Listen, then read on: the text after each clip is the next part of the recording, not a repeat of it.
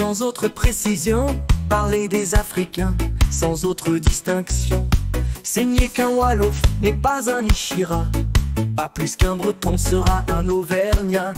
Moi je vais vous parler de l'Afrique centrale, où j'ai durant de nombreuses années vécu parfois avec difficulté et n'avec pas toujours, je l'avoue, le moral. Afrique dont j'ai souvent rêvé, Afrique que j'ai longtemps connue, Afrique que j'ai espérée, Afrique qui m'a parfois déçu. Afrique des odeurs, Afrique des couleurs, tu es encore dans mon cœur.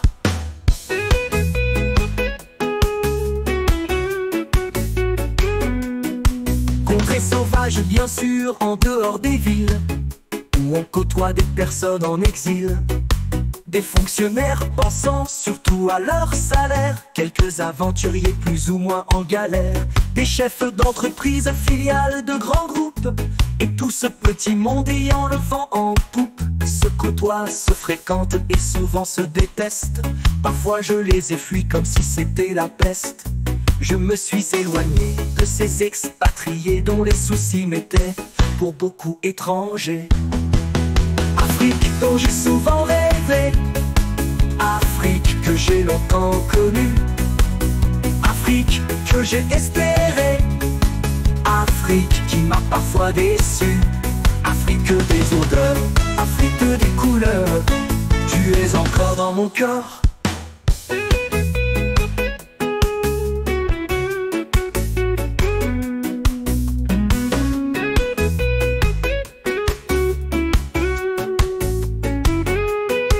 Essayant de comprendre et de vivre quelquefois comme un Africain pourrait le faire chez soi.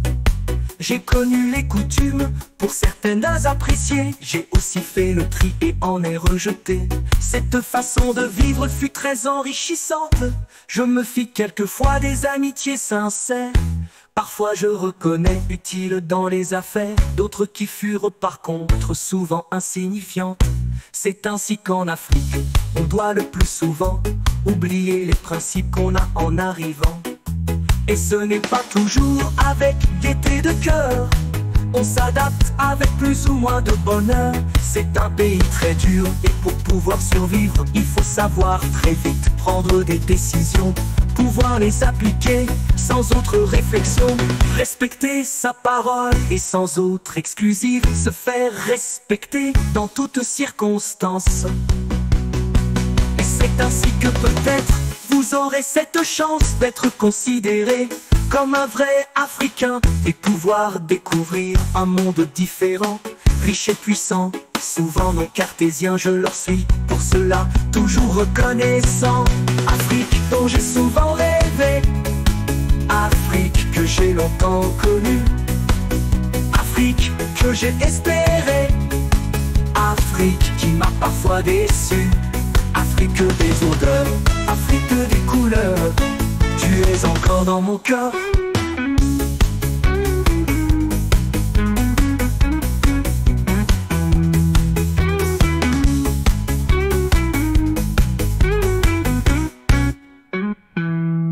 C'est pourquoi, presque 30 ans plus tard, de nombreux souvenirs remontent à la surface.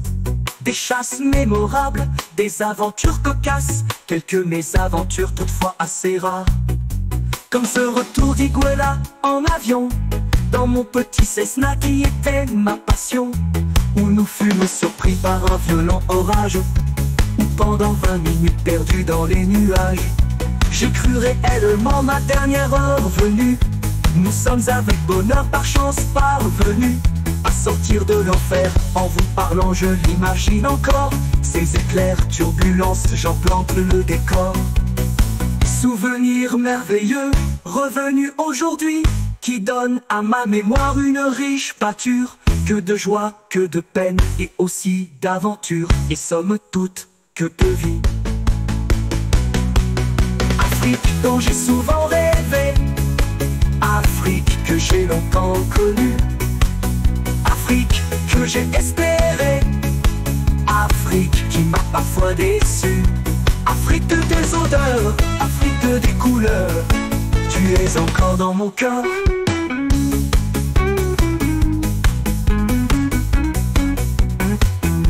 Afrique des odeurs, Afrique des couleurs, tu es encore dans mon cœur.